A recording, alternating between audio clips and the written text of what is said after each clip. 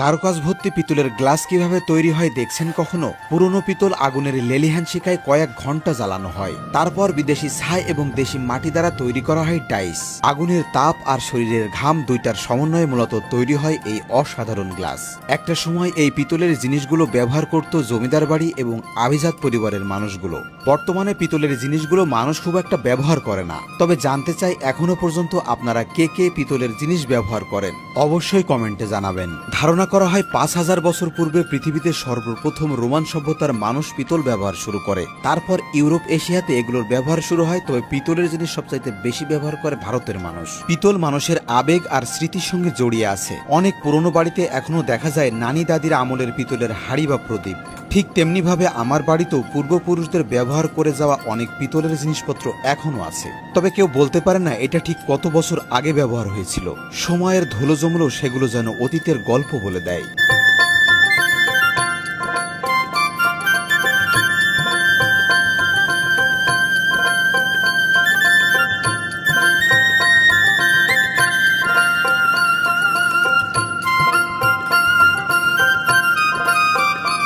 এবার সেই মেইন পর্ব, গলানো পিতল ডাইসের ভিতরে ঢুকানো হচ্ছে, যা গ্লাসে রূপ নিবে। এই কাজটি খুব সাবধানে করতে হয়। এক ফোঁটা তরল যদি শরীরে লাগে, সেই জায়গার অবস্থা কি হবে আপনি নিজেই কল্পনা করুন।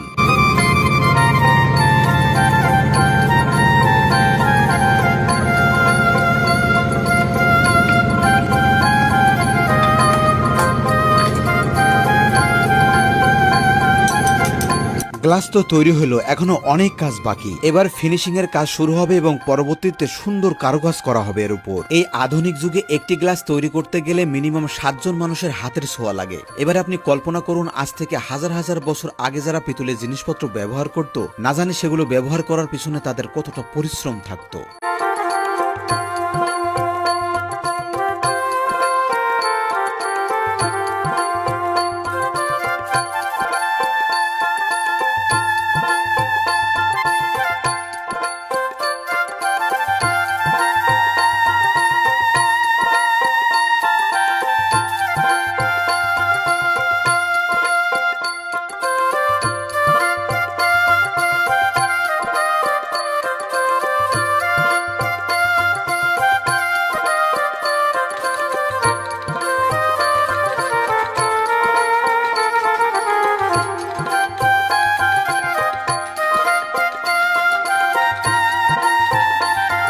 ব্যাস তৈরি হয়ে গেল অসাধারণ কারুকাজ সম্পন্ন একটি গ্লাস। এরকম একটি পিতলের গ্লাস যদি ব্যবহার করতে মন চায়, তাহলে অবশ্যই আপনাকে আপনার কল্পনার বেশি টাকা খরচ করতে হবে।